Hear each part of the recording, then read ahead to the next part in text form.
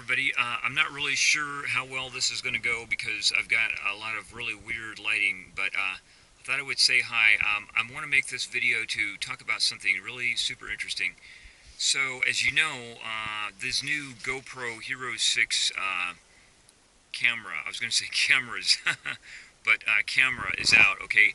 And I have seen numerous reviews on YouTube, and I have seen numerous test videos, and I will have to say I am really impressed with that camera. But it costs a lot of money. Like, okay, I'll tell you what the date is. Today is December 30, and the holiday sale season, like the after Christmas sales, are ending at midnight today. So the lowest I've seen it, okay, usually the lowest it's going for is like $499 and maybe 99 cents, but you see what I'm saying? It's almost $500, but not quite, except I found it on one site. It was called Sun and Ski or Ski and Sun or something, and it was being sold for like $449.99 or something like that. So it was like basically about 450 instead of 500, you know, and this would be like free shipping, no tax, I'm pretty sure, depending on what state you live in, but most states it would be no tax. But for the most part, this GoPro is going for like $500, the Hero 6, right?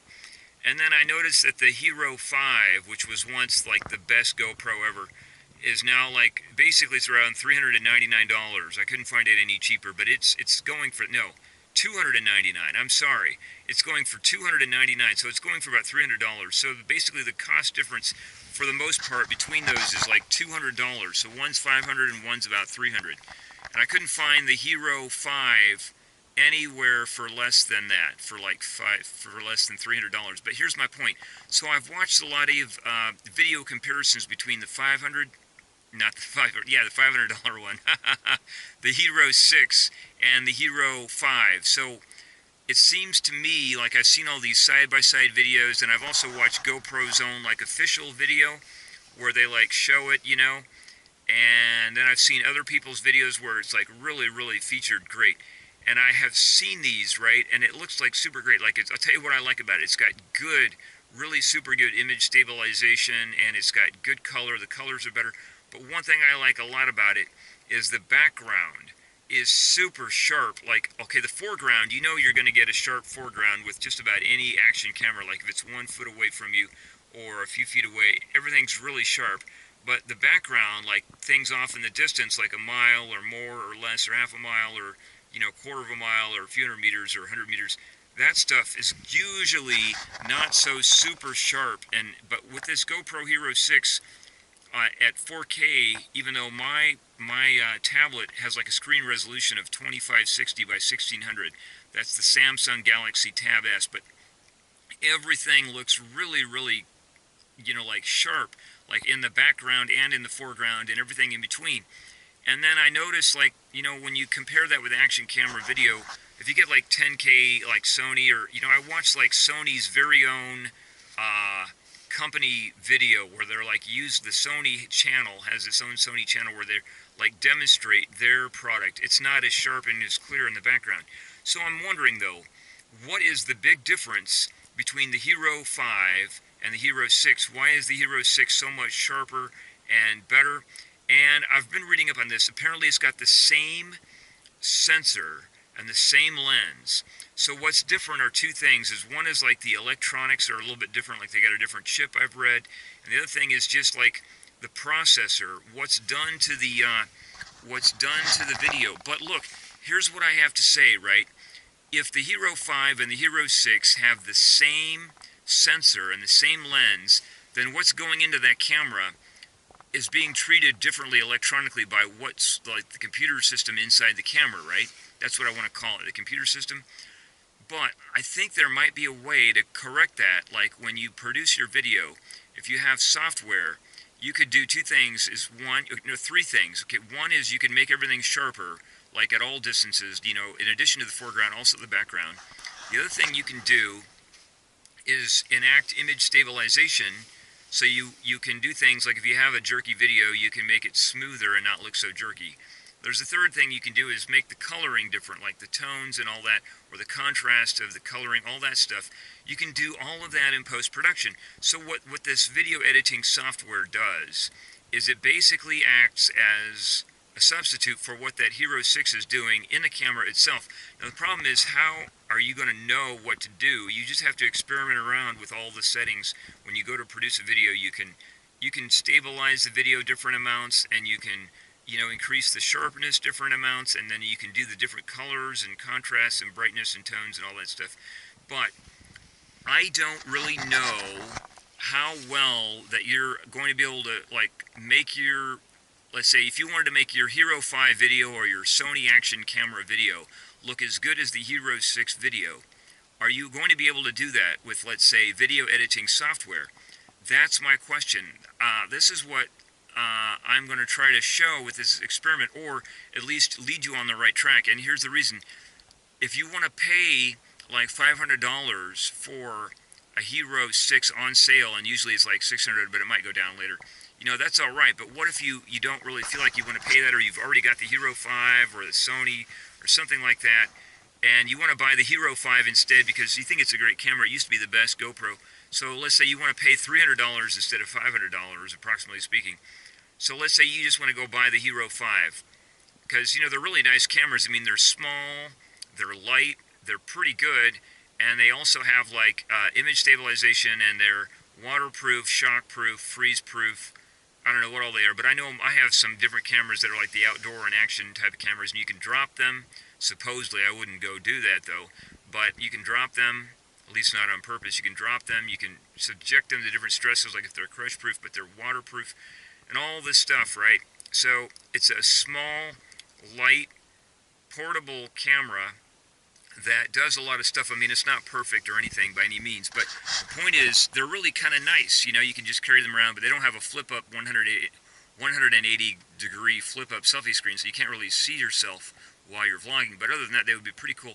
But what I'm just saying is, you know, they're really nice cameras, and right now I'm filming this. Filming isn't the word, but I'm recording this. I'm video recording this with the Sony HDR AS20 action camera, just set on normal 1080p video, 30 frames per second. I have the image stabilization set to on, so it narrows the field of view from 170 degrees to 120 degrees. But the point I'm trying to make is, could you make this video, like in you know, production, like if you were going to go into your video editing software and try to make this look like a GoPro video, like the Hero 6. Of course, the Hero 6 records in like 4K. This doesn't record in 4K, but try to make this look as close as you can to that. Could you do it? And I'm going to try to do that in this video, is like make this look like it's, you know, better than the original video that comes out of the, you know, straight out of the camera, right? So I'm going to go into, and I've already experimented a little bit. I've tried several different things on Android. I've tried Power Director, I've also tried Action Director, and I've tried like the full paid versions of those that export in 1080p. I've tried Sony's own action camera, but they don't really have a lot of stuff. But I've tried the GoPro, even though I don't own a GoPro camera. I've tried their application, which does, to the best of my knowledge, export in 60 frames a second. But they've got all kinds of different color filters, and you can sharpen it, I think, in that one. But you can do a lot of stuff. And then there's another one I've tried. I don't remember. VidTrim Pro has some stuff. I'm trying to remember what it was, if it's like colors or something like that. And then, so how many have I named? I think I've named 5. I've named Action Director, Action Camera, I don't know what it's called. Yeah, okay, Action Director. That's like the Action Camera Power Director. Now, those are paid videos, and then, I mean, not paid videos, paid software, but it's not paid apps, but they're not really super expensive. And then I've tried, the other Cyberlink one, it's Power Director for Android. That's got a lot of stuff. And then, like I said, I've tried Sony's own thing. I don't think they have any like color correction or sharpness, but I'm not sure. I have to look into that again. And then I've tried GoPro's own thing. Now, they definitely have some different like stuff, and I think they have sharpness or something like that. But they got different ways of, like, you know, different colorings and stuff. And then I've tried that VidTrim Pro. And then, I'm trying to think what else. But, okay, so that's just on Android.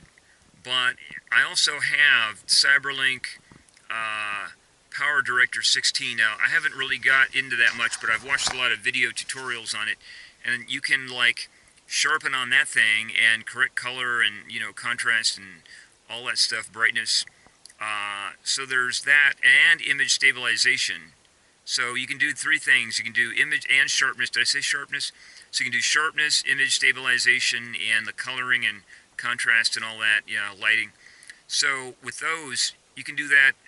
That's like a good one. Like the Power Director is not as cheap, but it's supposedly really good.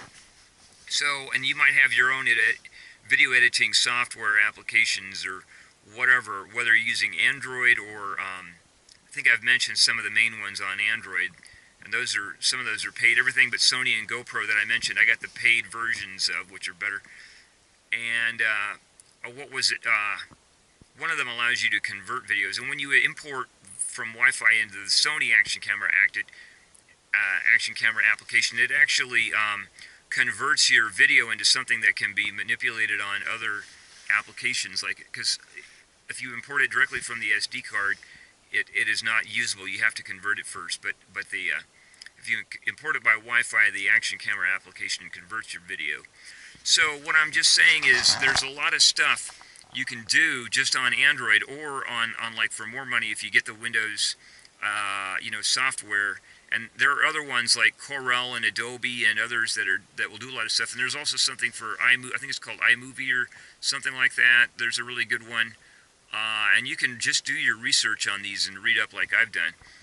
But I want to say that I want to try to get this thing to work, and I could try to show you all later some of the stuff I've done and what the apps look like. And they're not all that expensive. There's also a way you can get apps basically for free from the Google Play Store by paid apps, that is, by doing surveys. And there's an application you download. It's like the Google survey thing.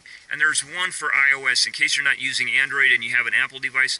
I did some research on this, and because I was looking into the idea of getting an Apple device, maybe like the iPod Touch or the SE, iPhone SE, but you can go on the Apple thing and get an application or something, and it lets you take surveys from Apple, for the store, the App Store, and then you get like points and money, and then you can buy those paid apps with your points or whatever. So you can do it. There's a way to get, if you can't afford to get in there and buy some apps, you can do surveys for them.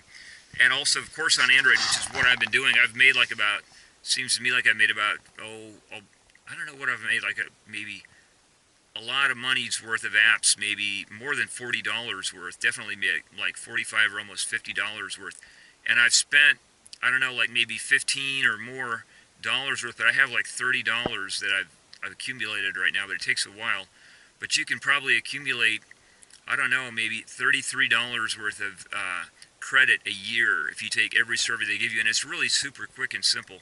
But you don't expect to make a lot fast, but like in 1 year you can make, it would take about 3 years at the rate I've been getting it, and I've done every one they've sent me to make $100. But the apps most of the good apps aren't all that expensive, and a lot of the great ones are free.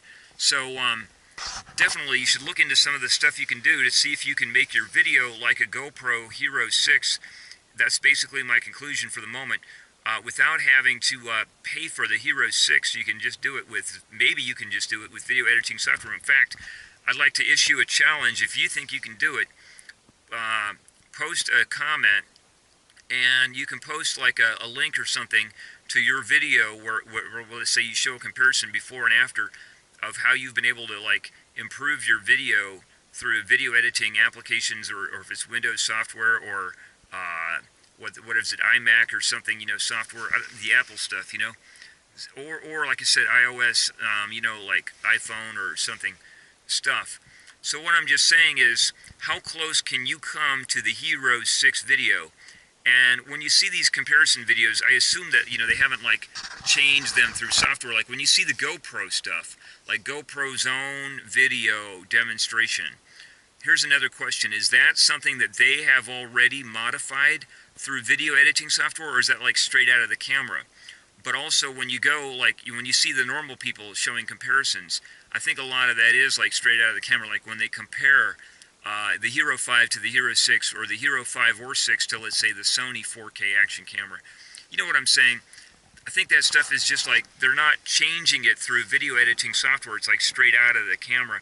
So you might want to do a comparison straight out of the camera versus what you can accomplish with software with your action camera video, and see how close you can come to the best. And that way it would show that you don't have to buy a super expensive action camera like the Hero 6 right now, even on sale, it's like usually around 500 or 450 is the I only found one source, like I said, they had it for $450. And then it's probably going to go off sale, and for a long time it might be like $550 or $600 or who knows what. What I'm saying is, if you want that, you know, can you like create that in video editing with like a cheaper action camera? So that's the challenge. Let me know in the comments, and I hope you enjoyed this video. I enjoyed making it. So have a super great time and happy holidays. Thank you.